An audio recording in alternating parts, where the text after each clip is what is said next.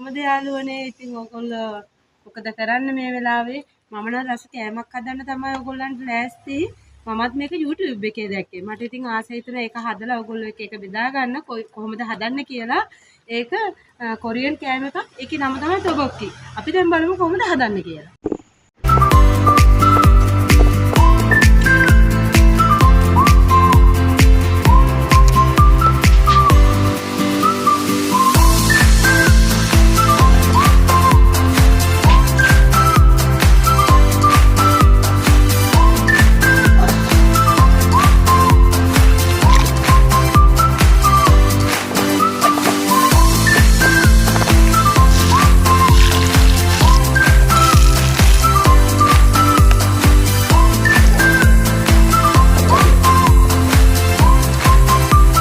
මෙන්න මං හදපු තොබොක්කි එක අම්මෝ මේක හදනකල් ඉවසිල්ලක් නැතුව හිටියේ. ඉතින් ඔයගොල්ලොත් හදන්න.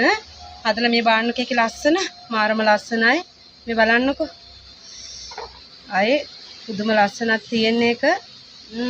එයා ගන්නත් බෑ මට මේ. පේනවනේ ඔයගොල්ලන්ට. ඔයගොල්ලොත් හදලා බලන්න හදලා බලලා මට මේකේ රස කියලා ඔයගොල්ලෝ මට ලයික් එකක් කමෙන්ට් එකක් දාන්න.